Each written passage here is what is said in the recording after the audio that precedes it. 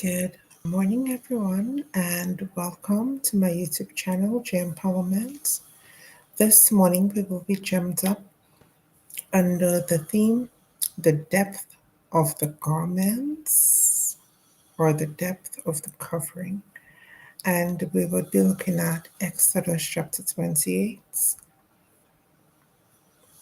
And it reads, Have Aaron your brother brought to you from among the Israelites, along with his sons Nadab and Abihu, Eleazar and Ithamar, so they may serve me as priests.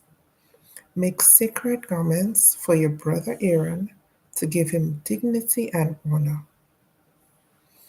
Tell all the skilled workers to whom I have given wisdom in such matters that they are to make garments for Aaron and for his consecration, so he may serve me as priest.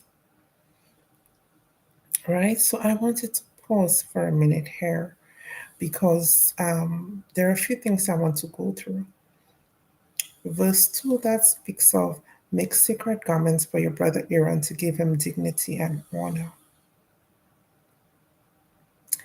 It speaks of the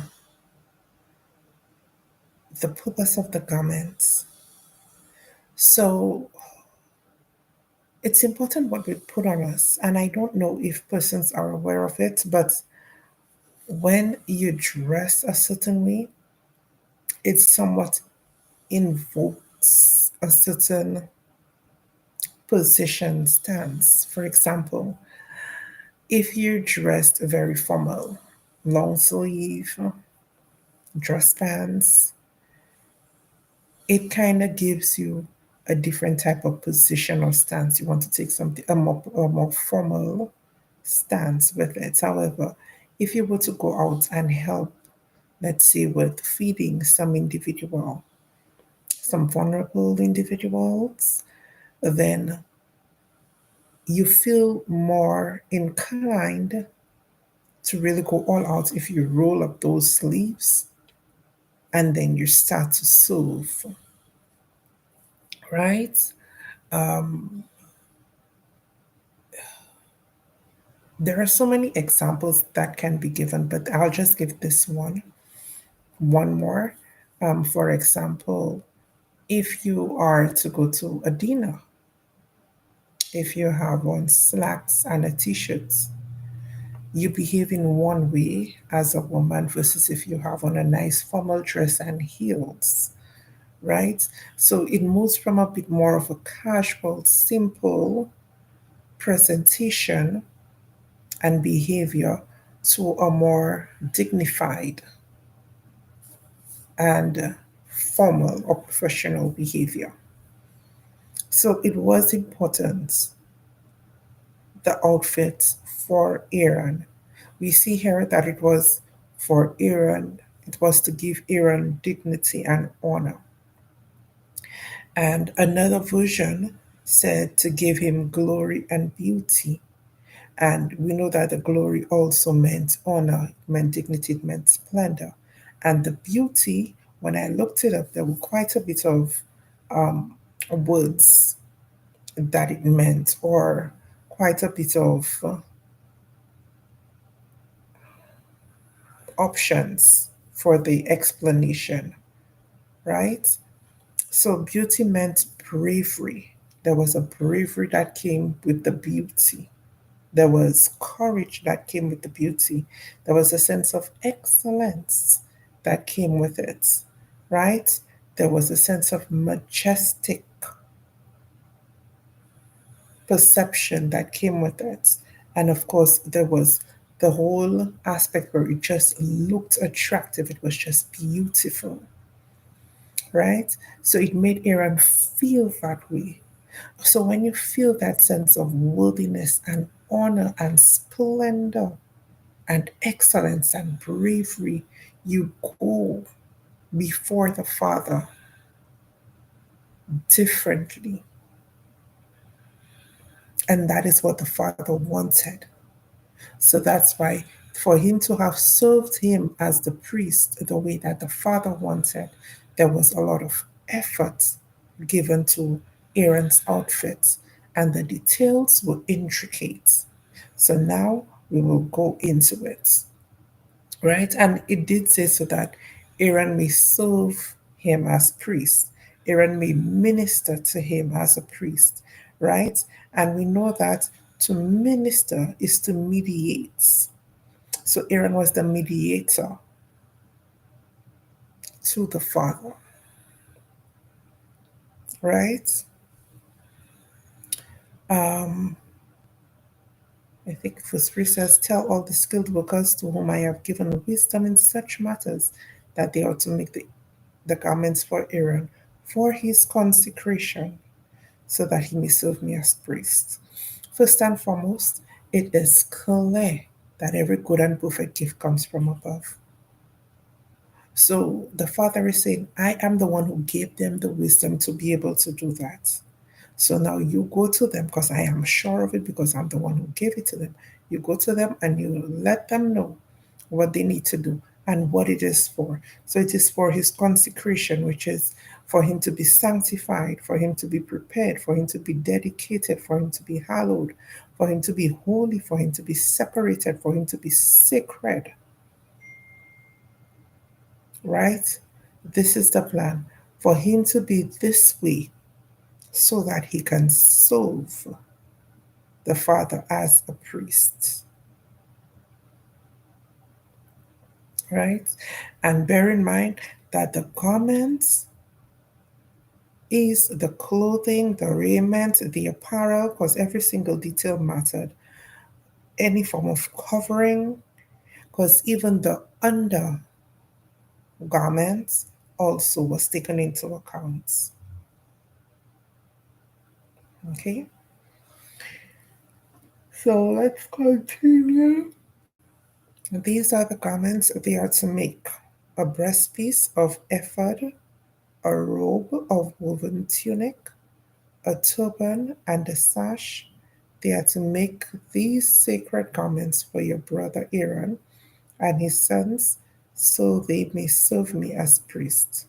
Have them use gold, blue, purple, and scarlet yarn and fine linen.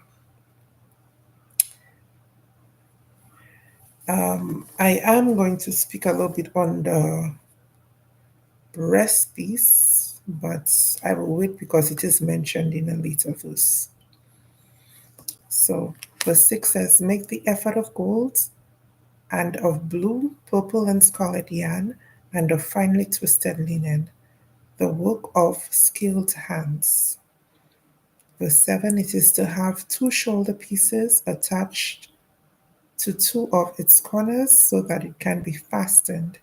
Its skilled, verse 8, its skilled woven waistband is to be like it, of one piece, with the ephod, and made with gold, and with blue, purple, and scarlet yarn, with finely twisted linen. Okay, verse 9. Take two onyx stones and engrave on them the names of the sons of Israel in the order of their birth.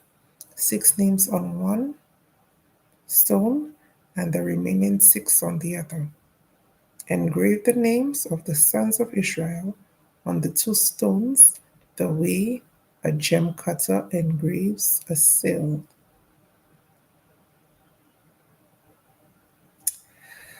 I think that this is deep. First and foremost, I think we should do a personal study on the onyx, which is a gemstone. So much so that even in this day and age currently, the onyx is being used for all sorts of spiritual or health reasons. Quite a bit of it may not necessarily be godly, because we know the enemy taints everything that the Lord does, he attempts to imitate it, and he attempts to pervert it. So some of your studies may reveal this to you, but it would also show the level of value placed on the onyx stone, the onyx, which is a gem, right? Let's continue.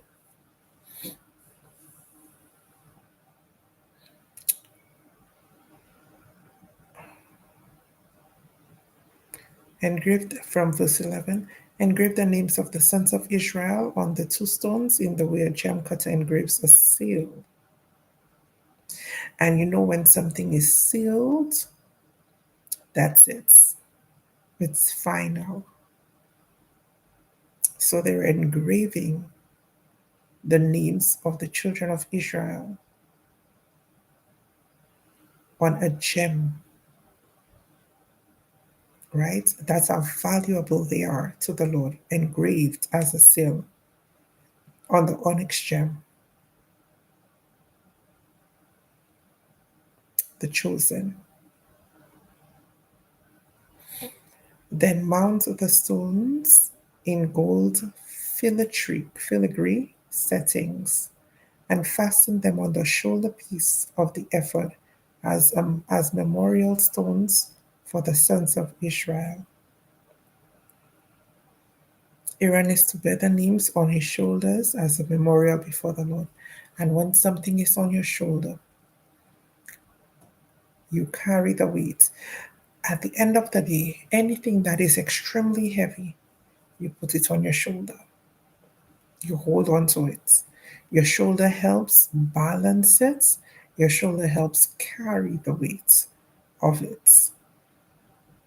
So then it goes to show that with it being there, God's children are actually being balanced, carried, kept, positioned in a place where they could actually be carried in essence. Yeah. Make gold filigree settings and two braided chains of pure gold like a robe and attach the chains to the settings. Fashion the breastpiece for making decisions, the work of skilled hands.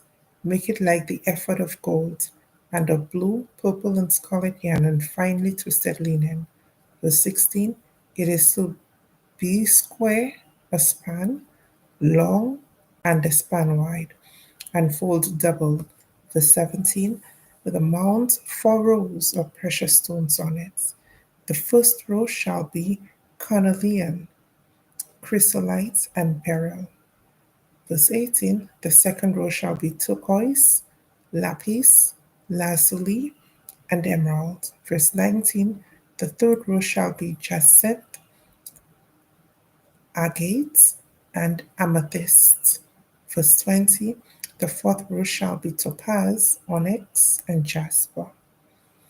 Mount them in gold filigree settings. Verse 21, there are to be 12 stones, one for each of the names of the sons of Israel, each engraved like a seal with the name of one of the 12 tribes. And this here is the breast piece we're speaking of. But let's continue as we speak of it. Verse 22, for the breastpiece, make braided chains of pure gold like a robe. 23, make 2 gold rings for it and fasten them to 2 corners of the breastpiece. Verse 24, fasten the 2 gold chains to the rings at the corners of the breastpiece. Verse 25, and the other ends of the chains to the 2 settings. Attach them to the shoulder pieces of the ephod at the front. Verse 26, make 2 gold rings and attach them to the other 2 corners of the breastpiece on the inside edge next to the ephod. Verse 27, make 2 more gold rings and attach them to the bottom of the shoulder pieces on the front of the ephod, close to the seam just above the waistband of the ephod.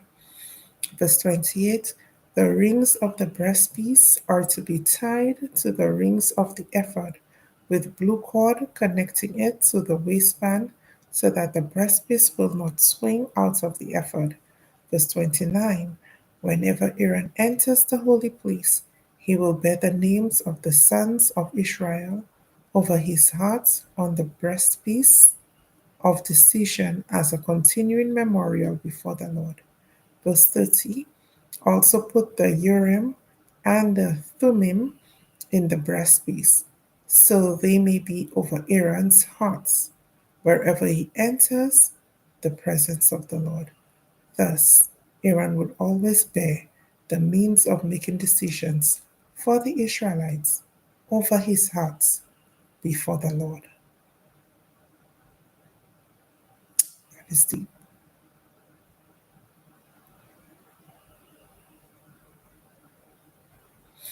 That is deep. So we see here that the comment was not just made without reason. Every single detail of this garment had purpose. There is purpose with our current covering. We know a garment is a covering.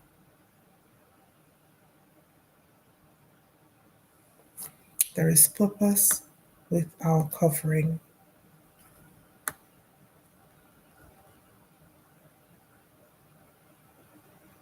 Let's finish these verses off before I make a few final points. Verse 31, make the robe of the ephod entirely of blue cloth. Verse 32, with an opening for the head of its center, there shall be woven edge. There shall be a woven edge like a collar around this opening, so that it will not tear. Make pomegranates of blue, purple, and scarlet yarn around the hem of the robe, with gold belts within them. The gold belts and the pomegranates are to alternate around the hem of the robe. Aaron must wear it when he ministers.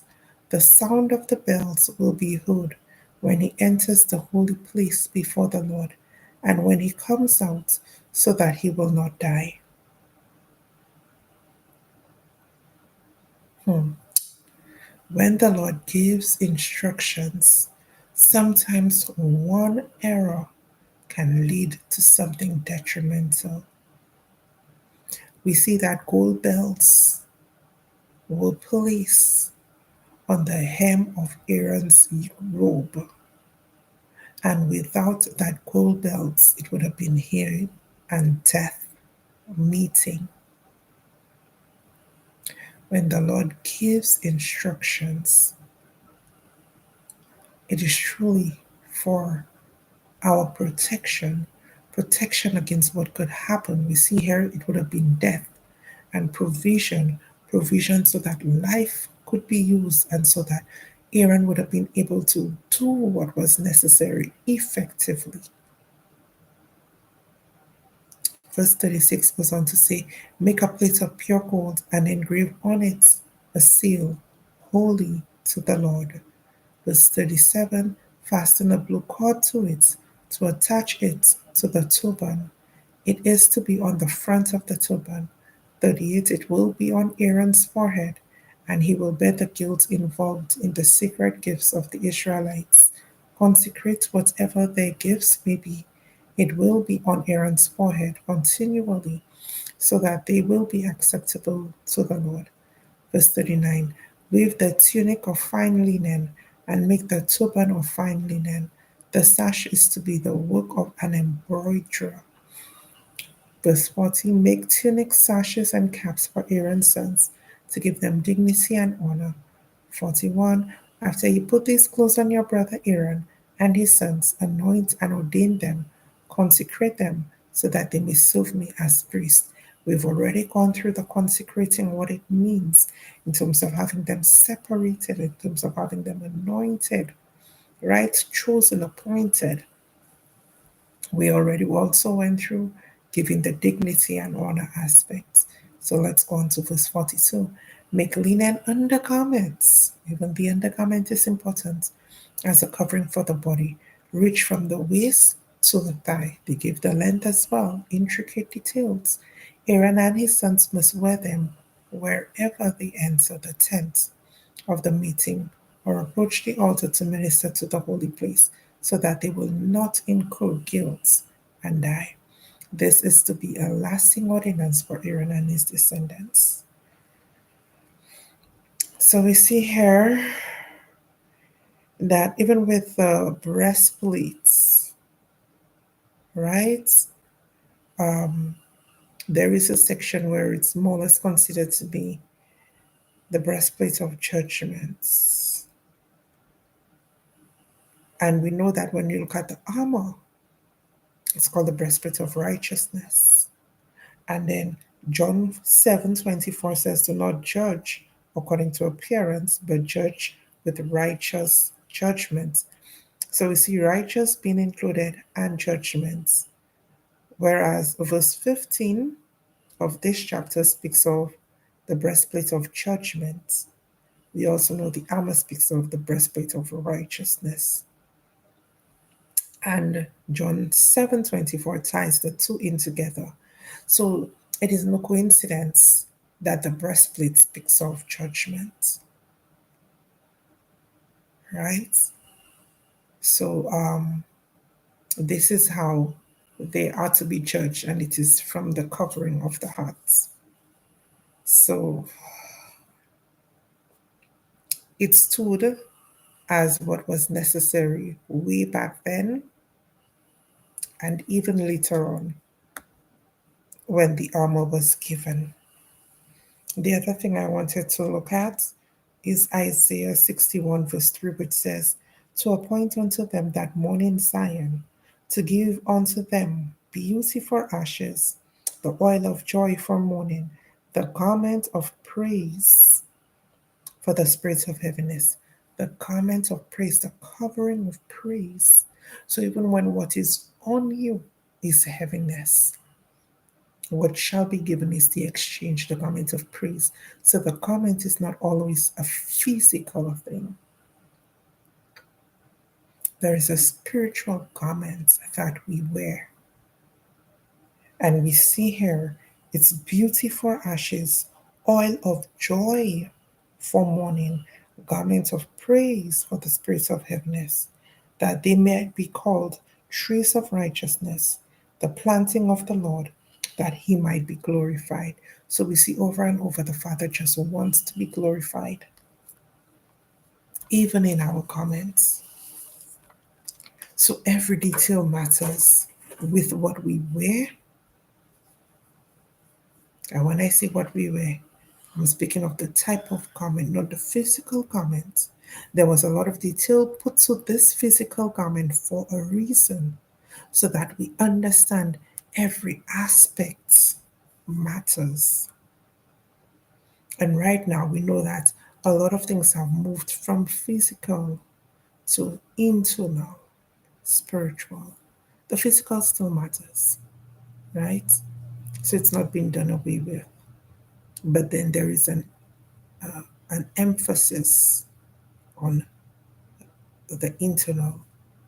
So when we speak of the garments right now, we're speaking of a garment that you cannot necessarily touch and sew and embroidery.